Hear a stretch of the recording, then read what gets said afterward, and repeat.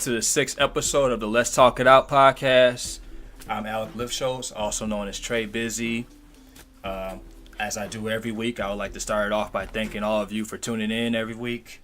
People that give feedback, people that reach out to me that have problems or have things going on with them that they need assistance with. Everybody is appreciated for anything that they say towards me. If you don't feel comfortable talking to me, that's fine. But as long as you're able to tune in, that's all I really care about. So I would like to start off this segment of this episode of the show. As usual, I like to read an excerpt from somebody. I asked someone to give me a piece that's relevant to the show. So this week I asked Christian Rush to give me a piece about self-doubt. So this is what he had to say. I believe that with self-doubt, self-hate starts to take its toll on you. For example, in the gym, if you start doubting that you can lift a certain weight in the gym, you're not just going to do it. Mindset is key. Let's say if you're doubting yourself and you open up Instagram and see all these athletes lifting hundreds of pounds while you're stuck trying to lift whatever you're trying to lift, you're going to start hating yourself. If you believe you can't, you won't. And with that comes a strong disbelief in yourself and what you can do. This mindset goes along with anything in life. A positive outlook and a positive mind is what separates the successful people from the normal. That's really big. That last sentence, a positive outlook and a positive mind is what separates the successful people from the normal. Thank you for sharing that, Christian. I really appreciate that, man. That's good stuff right there. So this episode of the podcast, we're going to be talking about self-hate and self-doubt.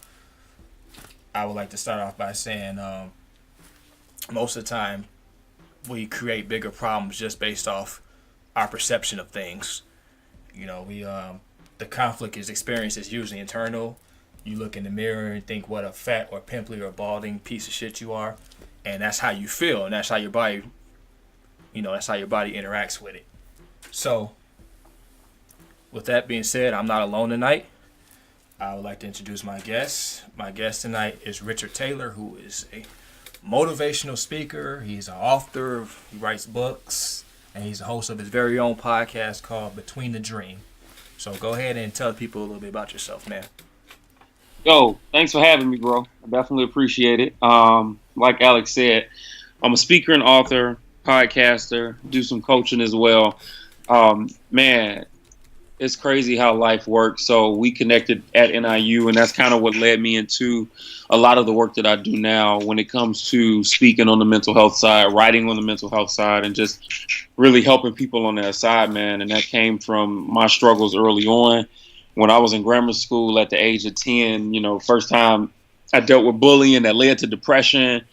And it led to, at the time, I thought I was just cutting fat off of my body, but didn't realize I was opening the door to self-mutilation, which over the next few years of teen life became attempted suicides. And that stuck with me throughout, high school. And it showed itself at different times more than others. But then once I got to college, man, it just kind of flared up to the T. And January of 2008, I took a 12-inch knife down my wrist 5 times and tried to take my own life. And so that's really what put me in this space, man. I lived in so long in turmoil trying to take myself out because I was just wanting to die, but never really truly knowing how to live and what life was like and what living was really like. And, man, if I had to give you the short synopsis of me, that's me, man. And I'm just passionate about seeing people do better and seeing people live, because I understand that a lot of folks tend to think that they're alone. They feel like they're alone. And because of that, they respond in that way. And so that's really what led me into this work now. Man, I had no idea that you had that going on with you. Like you said, we connected in college. And that goes back to what we said on previous episodes. I'm sure you touched on it in your podcast as well. You never know what kind of internal battle somebody's dealing with. They put a smile on their face or they like to wear a mask. I posted something yesterday. I said, Happy Halloween, everybody. This is like the only day that's acceptable for you to wear a mask. And I wasn't talking about a literal mask. Right. I was talking about the metaphorical mask, which is the one we put on and we act like everything's okay with us. And we keep everything withheld inside of us. We don't express ourselves truly to others because we don't feel comfortable. So, again, self-hate and self-doubt. You don't, you're not honest with people about what's on your mind, and you're not honest with yourself. So, Yeah. with that being said, we're gonna go ahead and dive right into it with self doubt. I read the excerpt from Christian earlier. People look at themselves physically. That's the main thing that comes to it with doubt from my perspective, like from where I'm sitting at. People look at certain things about themselves like, oh, I think my nose is shaped funny, and they just feel like they're ugly from that. And I've had women that were like extremely beautiful tell me that they think they're ugly just based off something like frivolous, like, oh, the way my nose is shaped, or the way my lips look, and something like that. And it's just, these seeds are planted in their mind and cause them to truly believe that. And it's kind of sad to me that they think that, man. Yeah, no, it is. I think, and to a certain degree, we all have something that we doubt within ourselves or have at one point in time. I know for me personally, like during college, I think at my biggest, I was like 370 pounds, and I'm sitting at like a nice little lean 210 now. I got all the way down to 200, but now I'm trying to get my like great value version of the rock on. So, it's slowly but surely, just trying to make something different. But even in this space, man, I catch myself at times like, and it's not even being a perfectionist more than it is just being critical. But I'll look at myself at times and I'm like, yeah, I want to change this. I don't like this. So there are some days, man, I could be doing really good. But there's some days when you just don't have it and you just be like, yo, I'm fat. Like, so I definitely get it, man. So from my side, there's definitely no judgment or ridicule because I know what that's like. But I think one of the things, man, that I actively practice in this and that we've got to understand is that many times we are our own worst critic. And we as people, for whatever reason, right, we can go down the list on why this is. We have a skewed idea of what beauty is. We have a skewed idea of what makes us beautiful as people. So physically, when it comes to our bodily attributes, but even when it comes to the smaller things, man, and I'm pretty sure you've heard this before, like growing up in or around Chicago, you would have people all the time say, oh, you talk white. Like, I remember being in school and I would hear that all the time. Like, you talk white. And I'm like, I never knew I could talk like a color, but okay.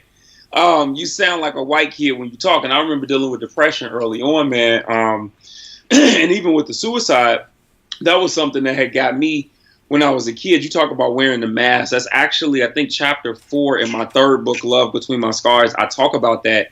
There's a chapter called Wearing the Mask. And this is basically kind of going into what you said about how people wear masks, saying that everything is okay and making it seem like everything is fine. And with those masks, man, we hide behind the mask of I'm okay. But then if we went deeper, we hide behind the mask that are our titles, things that make us feel validated. We hide behind the mask of positions when it comes to work and what we do from a standpoint of hierarchy.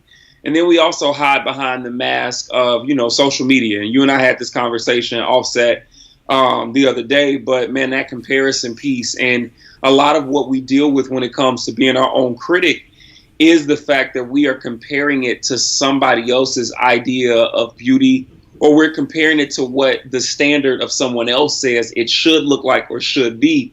And because of that, it does cause us to start downing ourselves, man. And I'm a firm believer that it's power in our words. So if we're not careful, we can literally start to speak ourselves into the very thing that we're saying, even though it's not true.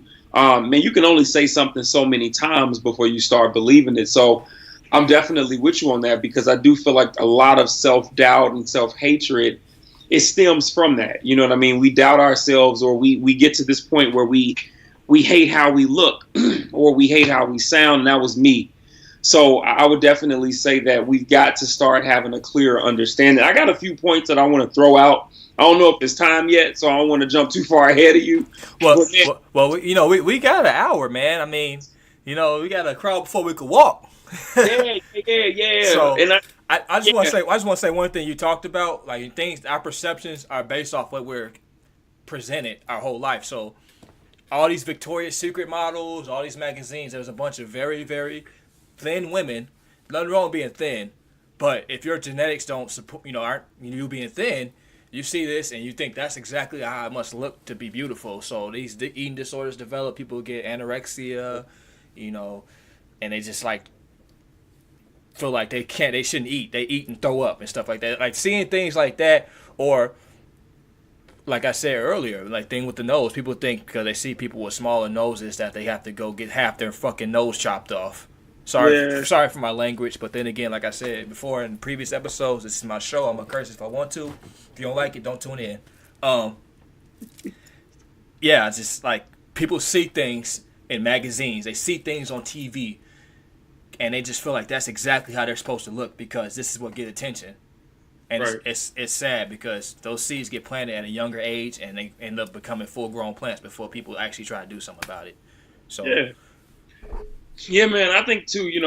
And so it's interesting that you mentioned that because I know when I first started losing weight, man, and I talk about this. Actually, I'm working on a new project now that I'm finishing up, and I opened up about this in one of the chapters yesterday.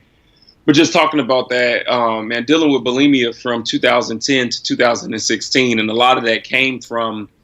It was crazy because it was bulimia, but a lot of it came from comparison. And as I further dug into it and really tried to figure out why I was going through this, I realized like later on that I had an addiction to food. That's really where it started. But Richard, can I cut you off and say that I'm addicted to food too? Yeah. I'm sorry, man. Food is just fucking amazing. I'm sorry, but go ahead. It is. And so this is the beauty though, right? Like we can still, because I'm still a huge foodie, but we can learn to enjoy things. For me though, you're talking to somebody who was a big time high school athlete and early on college athlete before I found out I had a heart murmur. And so for me, man, one of the biggest things that we're always taught in football when it came to bulking was to eat. And so during that time where I'm burning massive calories and everything was cool, like it worked. But then, man, it got to a point where I wasn't in that lifestyle anymore, but I was still eating like I was, if that makes sense. And so, man, it really became a thing where it wasn't just an addiction. Like food became my idol. If I could actually word it in any way, that's how I would put it. And so it became my idol, but at the same time, I'm still looking at what I want to be. And in my mind, I'm like, oh, I can be that. I'm going to just have to make a few little tweaks, and this is going to be one of them, and it'll be okay.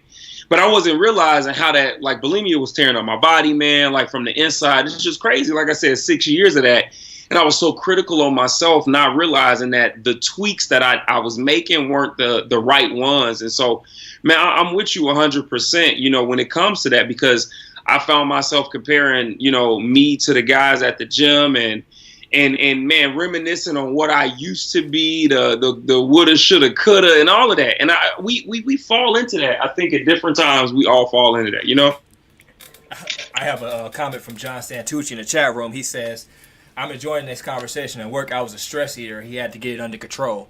I think, and a lot of people are stress eaters. They don't realize it, man. Like they say ice cream is a comfort food. So you start thinking about stress eaters, you automatically think about somebody sitting on the couch with a cover on, watching a Lifetime movie while eating a tub of ice cream. Sometimes you don't realize that like the finger foods are really the big ones, like chips and like certain types of like pretzels and stuff like that, popcorn. Those are the main ones, man. We really indulge in those for sure. Man. And it's crazy because it comes from a space of emotion too, right? Like you said, I remember, and so it's funny when you gave that description. The only thing I thought about was Professor Clump during the first Nutty Professor. That's what I thought about, like sitting on the couch watching a scary movie, like eating ice cream, and so that's what I thought of. But the crazy part is that, like you said, it happens in the most random times. Man, I travel a lot for work with me speaking, around the country with colleges and doing corporate speaking and training and all of that. And so, those areas, man, they tend to do a lot of like pre-conference dinners or banquets. And it's crazy, man. If you're not paying attention, you just be going with the motion and you eat yourself into a food coma. It's like, what the heck did I do? Right. Like, and the crazy part is, bro, if we can be completely honest, half the time you ain't even hungry. You just do it. Hey, you know what? It's bad. We live in Chicago, man. The food's so damn good. It's like, fuck, man. You're right. You're driving past Garrett's. You're like, I might as well get a tub, right? Yeah, man. That's gonna be me when I come back home in next month. But no, and I think too, man. Like it's emotional, right? So you don't have to be sad. Man, we gonna just keep it 100. Like for me, man, I remember. So and it's crazy too, because like. You ever had that moment where lyrics in the song become like your life to a degree? That was me. There was oh man, I can't remember which Rick Ross song it was.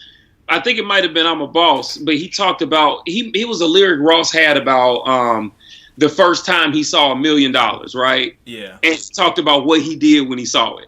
Like, I remember the first time, man, and it wasn't nowhere near $1 million, but for me, it was something. I remember the first time I got a 5-figure speaking check, and I was sitting there like so ecstatic. I'm like, oh, this is a great milestone.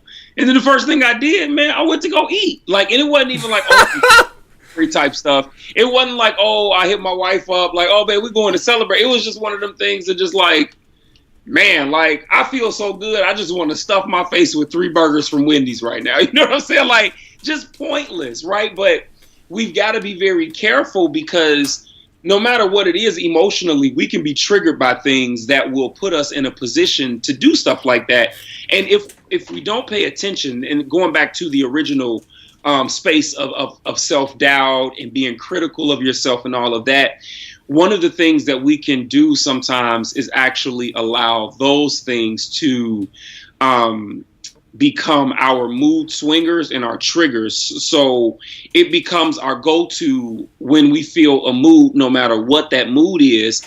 And then once it's over, we realize that we made a mistake.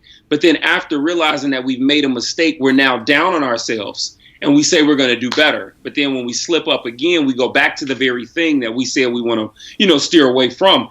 And so it creates this crazy cycle if we're not careful. And then it's kind of like self-doubt becomes imminent because of the fact that you have slipped into this cycle and not even realized it. So you're always going to be doubting yourself because the very thing that you use to celebrate is the very thing that you hate, but you've created a bond with it. And because of that, you are warped into this cycle now.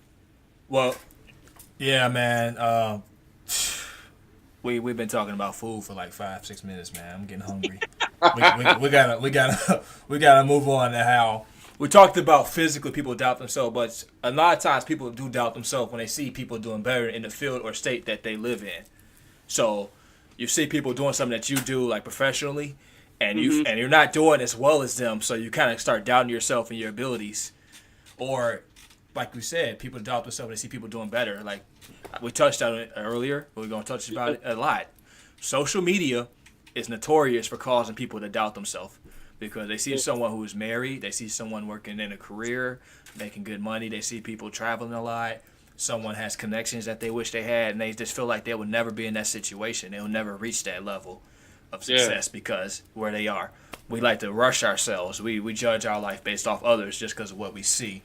Meanwhile, you are doing just fine where you are, but you don't realize that. You just want to rush everything. Yeah, we gotta chill. We gotta chill on that, man. I know we talked about the video that I posted the other day. For those of y'all listening, I usually post videos every morning. Little motivational stuff from like different snippets. Hey man, don't be pubbing yourself in the middle of the show. Okay, can we wait till the end of the show till you pub yourself, man? What the hell? Listen, hey, I'm gonna let you do the same thing tomorrow, so it's all good. Okay. No, but in all seriousness, though, with the video that I posted the other day that you and I briefly talked about, one of the things I said at the end of that video was you can't base your chapter 5 off of somebody's chapter 20. And it's very important for us to make sure that we have a full understanding of what we're looking at. One of the things I'm always talking about is the idea that we are looking at the highlight reel or the 10%, and many of us fall victim to that, not realizing that that's what we're looking at. Many people only post the best 10% of their lives, and we have no idea what the other 90 looks like. So what we start to do is we critique and we start to base the highs and the lows of our lives off of what somebody else is doing, but only from a fraction. And that can be very detrimental, bro. Like, very detrimental. Not realizing, like you said, that we are absolutely fine where we are. But because of the fact that we have been so engulfed in it. And if we could break this down on a deeper aspect, man, I can't remember the name of the documentary, but it's on Netflix though. It has to do with like social media. And so, man, like former execs from some of these bigger, social media platforms like Twitter, Instagram, Facebook, they're on there and they're talking about, man, like the reason why they created originally, these platforms, and talking about how, the endorphins in our brains, pumping out dopamine. And with this being the case, man, a lot of times what we tend to see and find is that from this is where people start to really hit those highs and lows in the comparison. They're seeking validation. So every time you get the like on a picture or the like on the video or the view or the clickbait or whatever the case might be, those endorphins are pumping out that dopamine, and it does something to you to where it makes you feel validated. It makes you feel special or appreciated or whatever the case might be. And it's become such a, not even a cycle for people, but it's become a lifestyle. It's literally become their way of life. And this is what happens when we compare. It's the other side of the endorphins and the dopamine. It's when we feel like we're not doing enough, man, this is how those deep slumps of sadness transition into depression very easy. So yeah, I mean, I've been talking about it. I do believe that social media sometimes can cause depression, just like you just said. We see people doing things that we feel like we should be doing, and we get sad because we can't. And you don't never really express yourself because you think it sounds silly to tell somebody, what's going on with you? Oh, I'm sad because someone I don't fucking know is doing better than me in life, and I feel like I'm never going to be there. You never really express yourself, so therefore it ends up becoming depression because it has to come out some way, right? Right. If it just sits in you, it's going to eventually come out. Man, the chat room is just fucking on fire right now, man. Like the comments, people are saying it's a good discussion. Social media, we're stating facts right now. My mom says having a healthy self-identity is huge, and she says sometimes it's good to take a fast from social media to get in touch with yourself, and that's true. That's absolutely true, man. Sometimes you do have to unplug yourself, is what they call it doing. You unplug yourself, go get you a nice book. I can make a couple recommendations if you guys need some. Go get you a nice book and just stay away from a while. Just go get in tune with yourself and make sure that you put yourself in a happy situation mentally. Therefore, you're able to understand what we're telling you tonight, because a lot of people are going to hear it, but they're going to hear it, but they're not going to listen. Yeah. Things that we're saying tonight is real. Social media does cause you to be depressed because you feel like you're in a life situation it's not where it needs to be at. Just based off because you've seen something. If I could add to that too, on both sides of the fence, right? So if you're the individual who is looking at somebody living their best life, quote unquote, I'm sorry, I usually say living their best life because that's what it is. But needless to say, we're going to be nice tonight. Hey, Richard, look, let me tell you something. It could be nice on your podcast tomorrow. Yeah. On my podcast, we're going to state fucking facts, all right? We're not going to be nice. We go, so we get upset with people living their best life. And then, but also on the flip side, if you are the individual, man, who life is good for you, kudos to you, so happy. And it's good to share to encourage people. But I think there is something to be said about a fine line that has to be met when it comes to the fact that sometimes we can post just to brag, and we've got to be very mindful of that. But beyond that, I would encourage both sides of the fence, man, to take time to just, like you mentioned, unplugging. But what do you do when you're unplugged, man? Take time to be in the moment. I see a lot of people who post, happy spaces of being on an island, in Cabo somewhere, right? And that's cool. But I'm like, man, you are literally posting what's happening right now. Like, be in the moment. Enjoy where you are. Take advantage of that time. But then on the same side, for folks who might find themselves getting caught up looking at other people on social media, be in your moment. Enjoy what you have around you. The very thing that you envy sometimes could be at your fingertips, but it's what you're investing your time into in that moment. So you got to be in the moment no matter which side of the fence you sit on. Yeah, I mean, that's so funny, man. Like, some people do post every moment, but like you said, people are living their best life. I want to revisit that a little bit because that's powerful, because people do only post what they want you to see. They post them and doing like stuff, going on to trips to fucking Miami or some shit like that, or Vegas, and you see them like riding these nice cars that they rented for the weekend, and you're just like, man, I'm working my 9 to 5 desk job as a call, someone who does customer service. You feel like you can't live that life.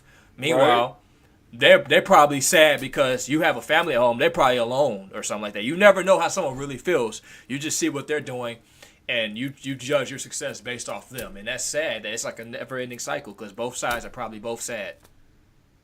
Yeah, man, and that's the thing too. I'm like, you with stuff like that, because I used to be the same way. But then there are a few things, like I said, since we don't understand the other 90%.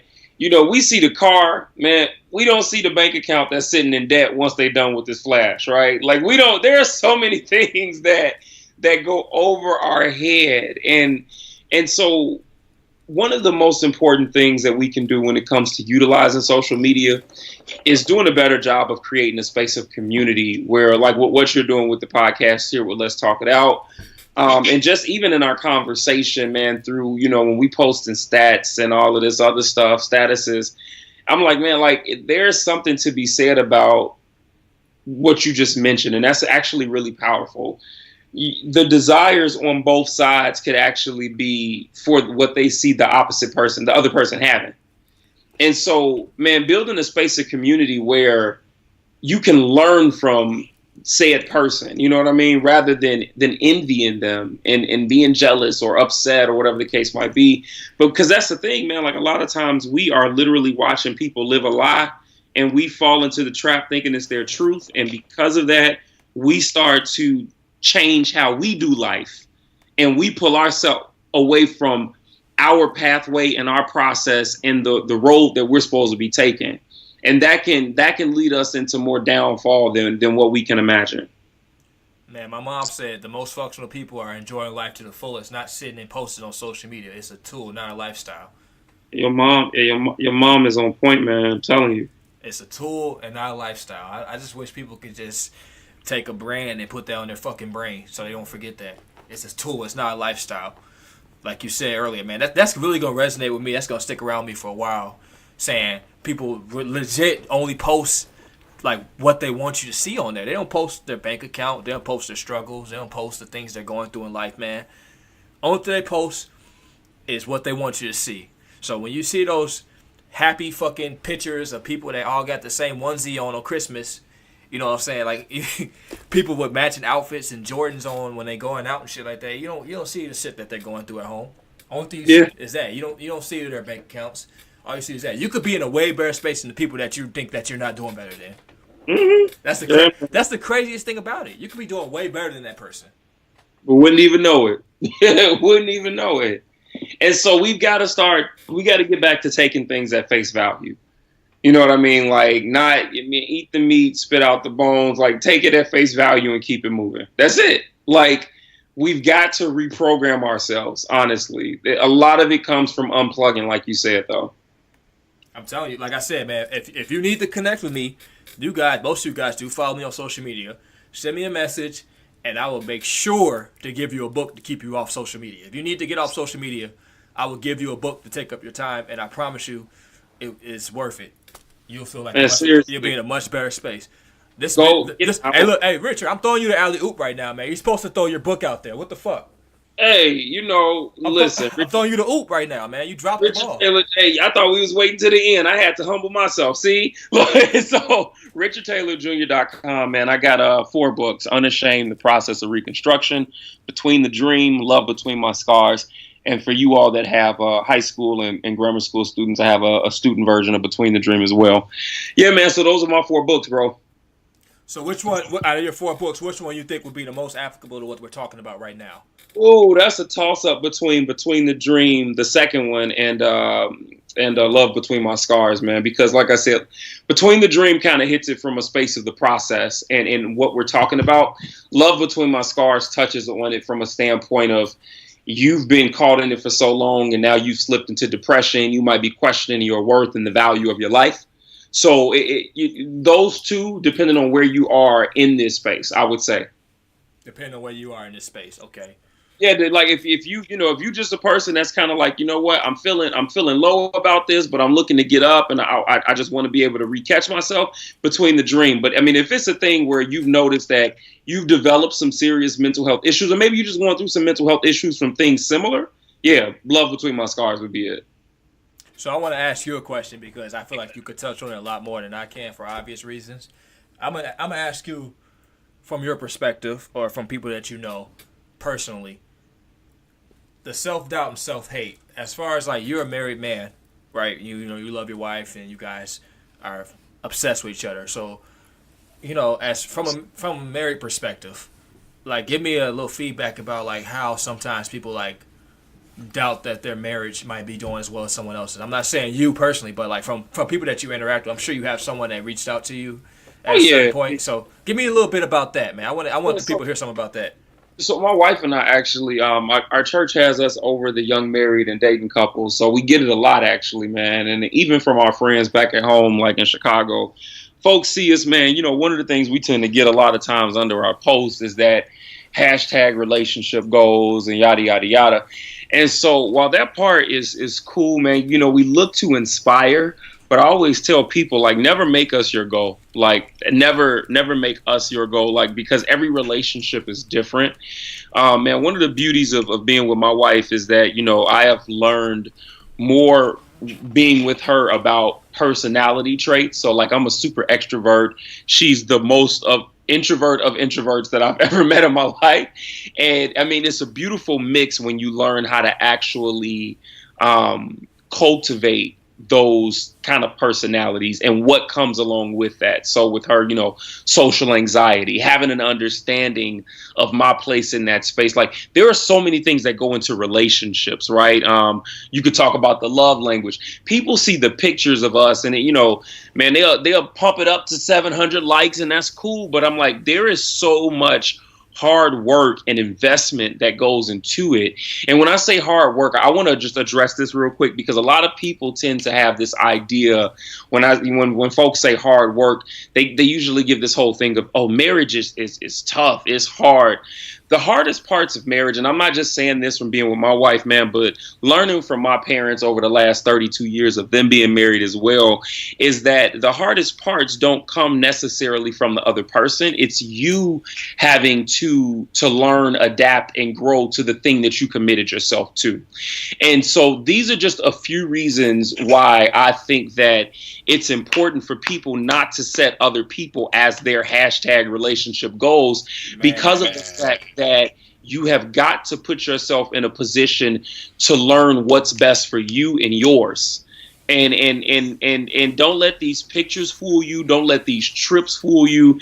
There are stories and there are trials and tribulations prior to these people meeting that do have, like my wife and I, fruitful marriage, loving marriage. There was stuff that we both had to go through prior to getting with one another to produce what people see now.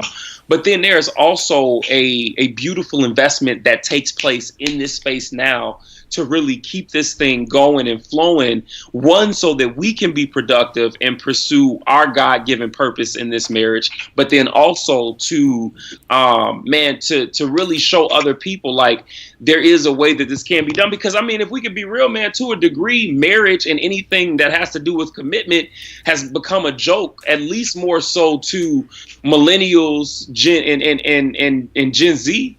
Like it's become more of a joke. Like, I don't know. Man, this is me, though. What do I know?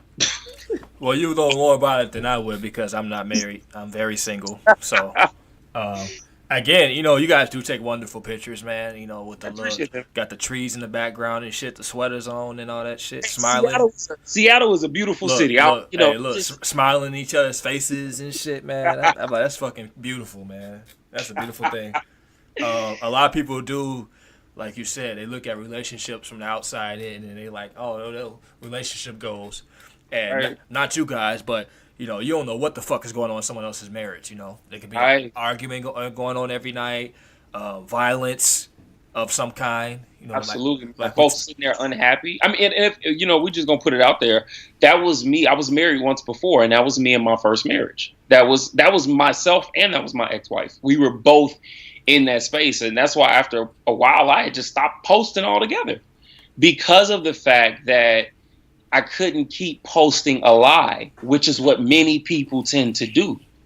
You know what I'm saying? And so we've got to, like you said, man, like we need to take things at face value. Okay, this is cool, but I cannot allow what I'm seeing other couples doing to become my my idolization for what a successful marriage looks like from a standpoint of me doing everything they do to a T. Yes, there are some valuable life lessons that you can learn from couples that actually take the time to have teachable moments with what they post. But the reality is that 80 to 90% of the couples that post ain't putting nothing teachable on there. It's always a cute caption. Look, it'd be two light-skinned people with a Mickey Mouse T-shirt on and matching Jordans.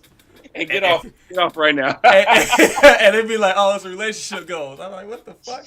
Man, it's crazy. Wait. It's a picture of two people hugging. You'd be like, you don't get hugs, my guy? Like, why? Right.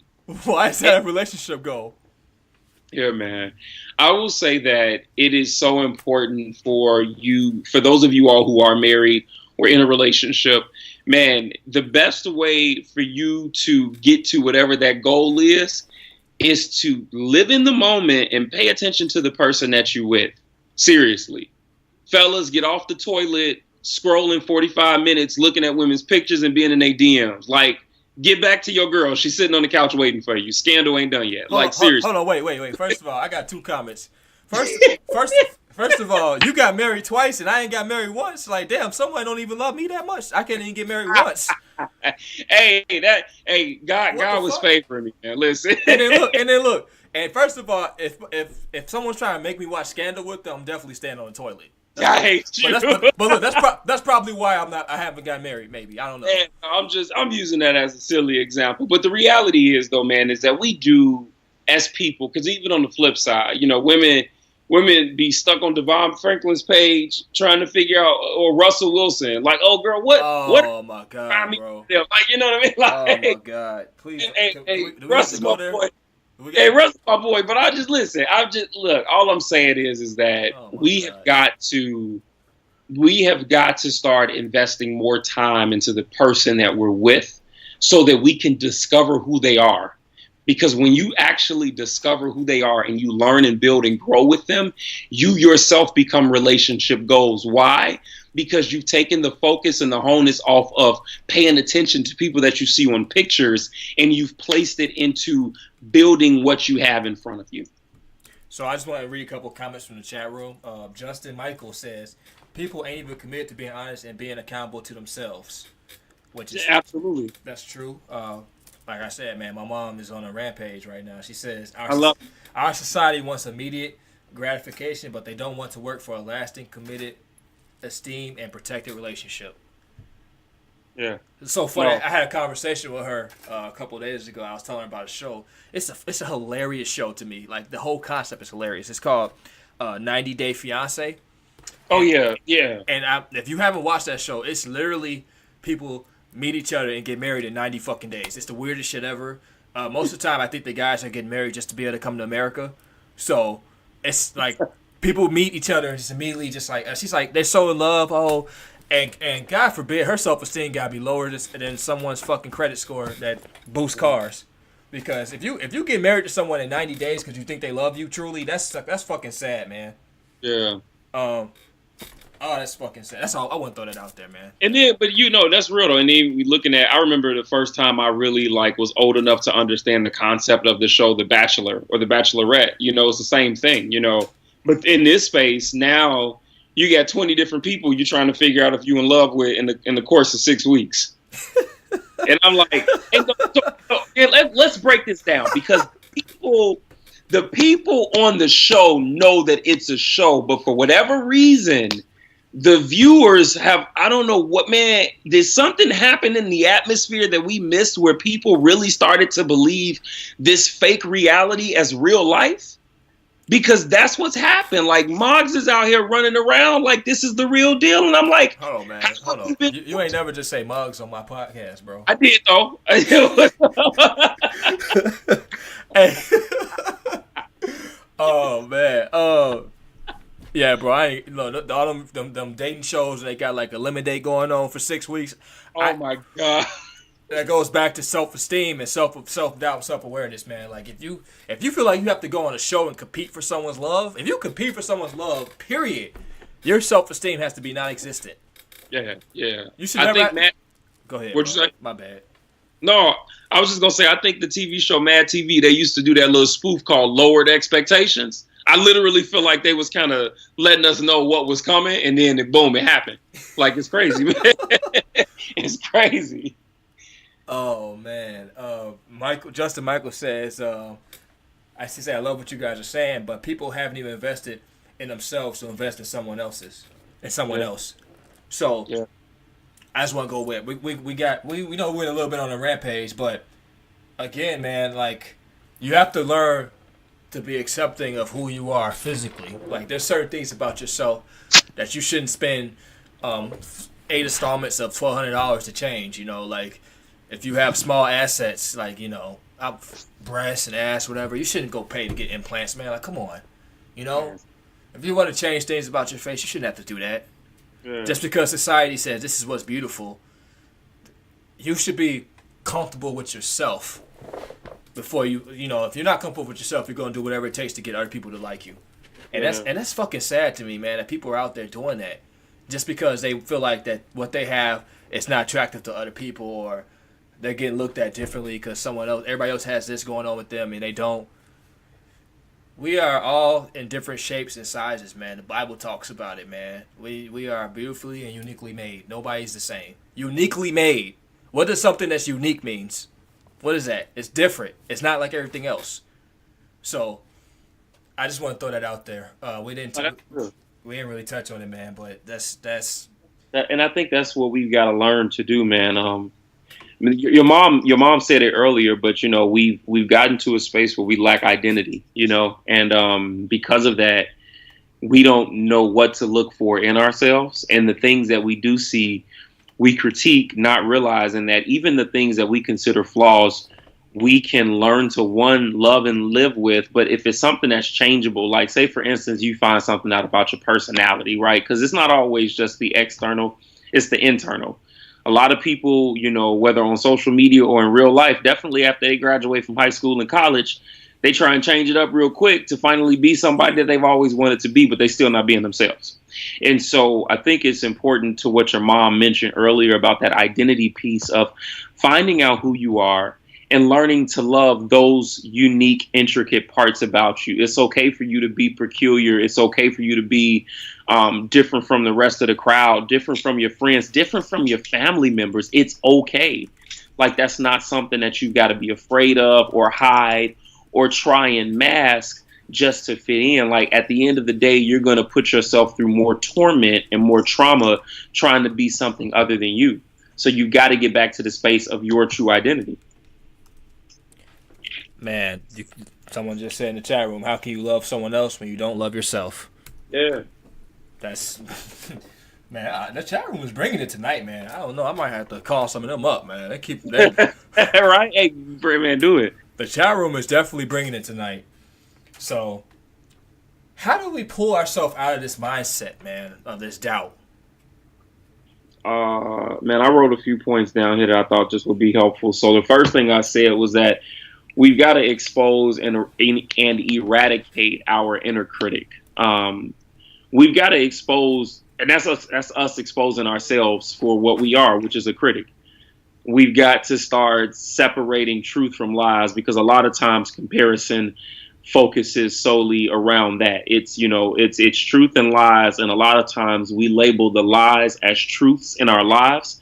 And when we do this, we start to walk under that umbrella of comparison. We start to walk under the umbrella of the mask. So, man, we got to start exposing it for what it is. Like every negative thought that comes through your mind, you got to start testing that thing and really, is what I'm thinking about myself true? Is what I'm saying about myself true? And this is something I had to do, man. I remember after my final suicide attempt at NIU, man, once I got out of the hospital a week later, man, I was just in such a space of self-reflection from everything that had happened. And I'm literally in this position where I'm thinking about every negative word that was ever spoken to me, every negative action, whether it was bullying, whether it was rejection from a relationship with a girl growing up, no matter what it was, each one of those things left a particular wound that led me into this position where I started believing these lies. And so, man, I would encourage the listeners to do that. Like, you got to start exposing the lies by being able to identify whether or not what you think, feel, and say about yourself is really true, or is it something that happened to you that somebody tried to place on you? Was it an opinion? Was it somebody's action? You got to be able to go back and really dissect those things in order to get to a position to overcome self-hate and self-doubt. Man, bro. The chat room, between you and the chat room, man, I'm just feeling like I'm just getting overwhelmed with information, man. You guys are, everybody's bringing it all at once. That's what's up. Everybody bringing it all at once. Yes, your faith will have you accepted, love, value. God has indeed made us fearfully and wonderfully made. Justin says, change the why me to why not me.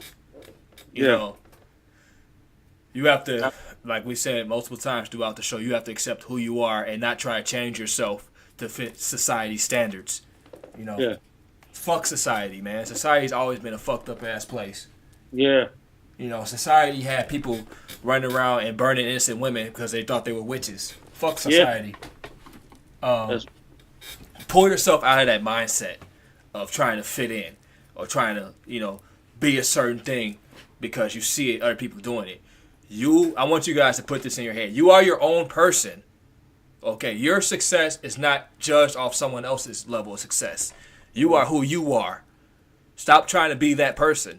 You know, all those little celebrities you look up to, most of them are dealing with very serious mental issues because they put themselves on a pedestal mentally, so they feel like they have to reach a certain level of viewage. Like they have to look a certain way and they have to accomplish a certain amount of things for them to keep being that high. Because that's how you guys put them. You guys put them up there, so that messes their mind up. So you need to focus on yourself and not focus on how someone else is living their life. Yeah. Man, if I could throw something in there to help you all with this and just taking it to a deeper space emotionally and spiritually, man, a lot of times people tend to hear 1 Corinthians 13, 4-8, and they think that it just, you know, you get a lot of people that do this when it's time to get married. They will quote the love is thing. And one of the things that we've got to do, man, is understand what love is.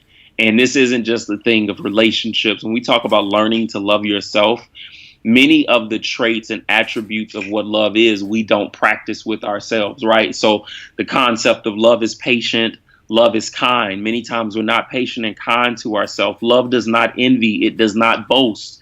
But these are two very things that we tend to do a lot of: envy other people because of what they have, and then we boast on what we have when we're blessed. Love is not proud, but we tend to be, right? It does not dishonor others. Love is not self-seeking, but we live in a very heavy self-seeking society. It is not easily angered. Love keeps no record of wrong.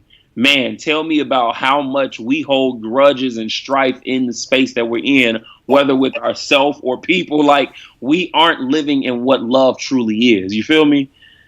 Man, like literally, love is patient and love is kind. People, you know, what'd you say? What else you say? They don't. It doesn't brag. It doesn't boast. It does not envy. It doesn't boast. It's not proud. It does not dishonor others. Right? Oh my God, bro!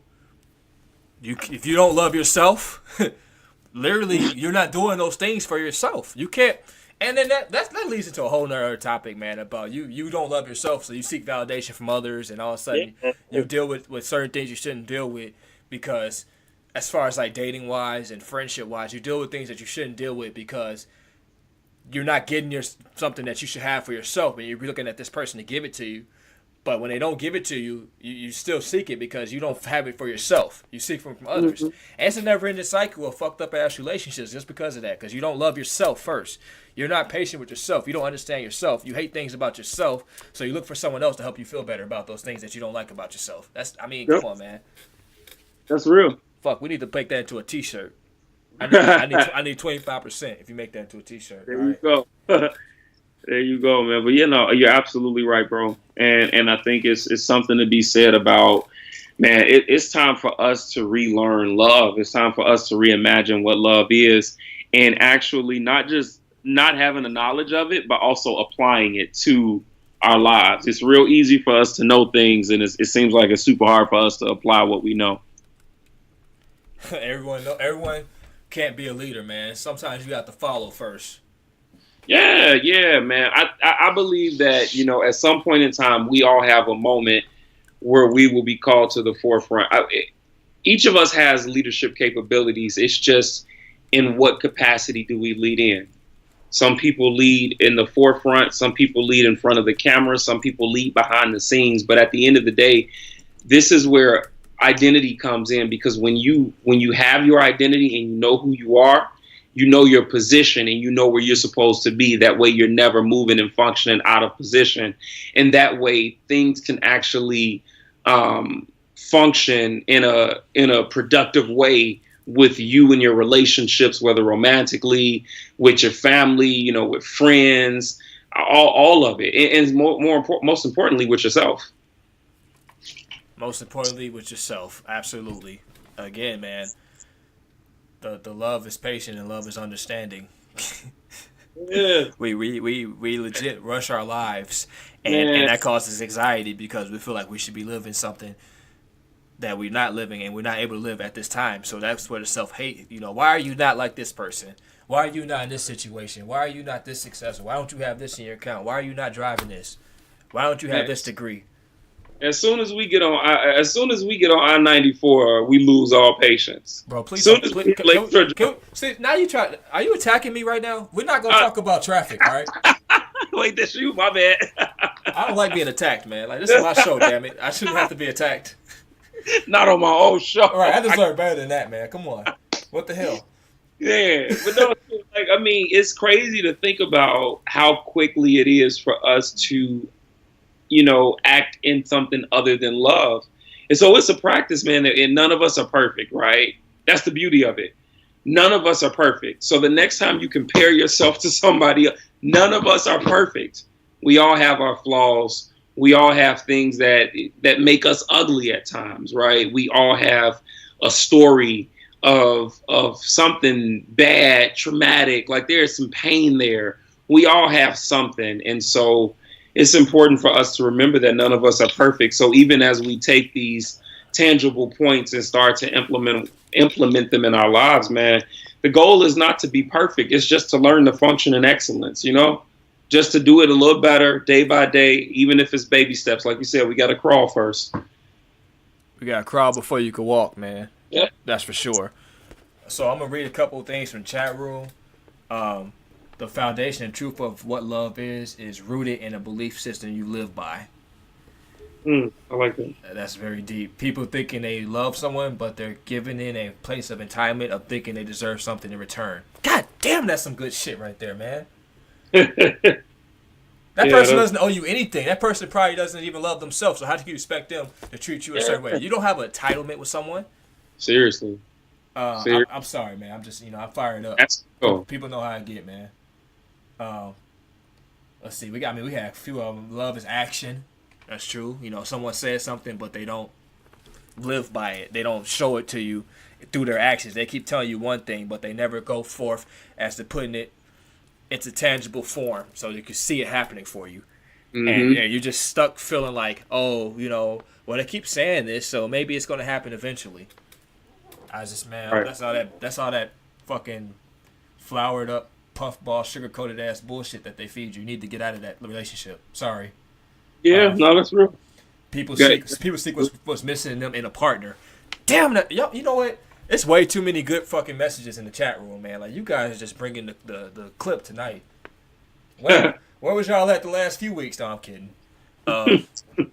So we at the 54-minute mark, man. I'm gonna let you go ahead, man. You've got some things you got to say. I know you. We go ahead. I know you got some things, man. Go ahead and just let it ride for a little bit. Yeah, man. I think that we definitely hit a lot tonight, with the questions, man. Thanks to everybody who dropped those. The comments, the questions is all important. Like I said, man, just to paraphrase what I put out there, expose and eradicate your inner critic, man. You got to start being mindful, learning to love yourself, and you got to start challenging these negative thoughts. Like, you cannot continue to relinquish your power over to just anything. Like, it's time for you to regain your authority. You can't just keep giving a home to everything that wants to enter your heart, because it doesn't deserve that space. Like, you do have the right to control the gateway to what you allow in, whether that's a thought, whether that is a person, whether that is even what you get from these pictures and what you see from your peers or whatever the case might be. For those of y'all that be going to your class reunions and all that, like, just, man, listen, understand that you only get a small fraction of that, and learn to love yourself. You are unique. You're beautiful in the way that you are, and you got to learn to build on that and to cultivate that. Man, for those of you all that, is this the spot where you wanted me to drop all my info? Drop the info, man. Got you. Yeah. So you can stay in tune with me on Facebook. It's Richard L. Taylor Jr. I don't use Twitter much, but my handle is @trulytailormade. And then on Instagram, it's Richard.Taylor Jr. You can also check me out. My website is richardtaylorjr.com. There you can find all of my books. I do one-on-one coaching, and not just on the side of life stuff, but also when it comes to those of you all. Look, I believe we all have stories to share. There's a book inside of us. Every person has at least one book inside of them. So I do a lot of stuff to help people on that side of writing as well. And for those that are interested in becoming speakers, coaching them up and helping them really kind of get that off the ground. But then also too, man, like Alex said, you can check out my podcast. It's on iTunes. It's called Between the Dream. And that's me. That is me, man. That's all I got for you. So I'm going to go ahead and add on to that for a little bit. I want to read a little bit more from the chat room, man. It's just like too many good things going on in here, not to say anything. Let me go back a little bit. People are saying the guest brought his A game tonight. CB fan. Say you brought your A game tonight, man. Thank you. I appreciate that. You know, listen, I try. These is lived experiences, baby. So listen, I don't want to bring no fluff. We're going to talk about it like it is, right? Hey, we're going to talk it out, man. This is a no fluff zone. I don't allow fluff on my show. I'm sorry. If you want fluff, go watch Dr. Phil. It's no fluff. We go right into the nitty gritty, man. So, I mean, people are just, these are some paragraphs, man. I'm trying to get to them. Taking time to heal and perfecting, not perfect self, but going in areas you lack. Become the person and be the person you want to love. Maturity understands that nothing's perfect, but heal where you hurt yourself or your loved ones. That's good. You end up trying to portray something, give everything to your kids, so what's left to you, then what's left for the other person. You have to love yourself first. That's because it may sound selfish, but in the long run, it'll be very beneficial for your family if you love yourself first. So, Absolutely. I would like to start, like, tomorrow, I know I'm going to be a guest on your show, man. The Between the Dream podcast. Like, you gave people the information on where to get it. I'm going to put it in the chat room. So they can be able to access it when they want to. What's that? So again, I want to thank everybody for tuning in tonight to the 6th episode of Let's Talk It Out podcast. You guys are all mean so much to me, the fact that you're willing to take time out of your day to come listen to me talk. So I really appreciate it, and I hope you guys have a great night. So with that being said, I'm going to go ahead and say goodnight.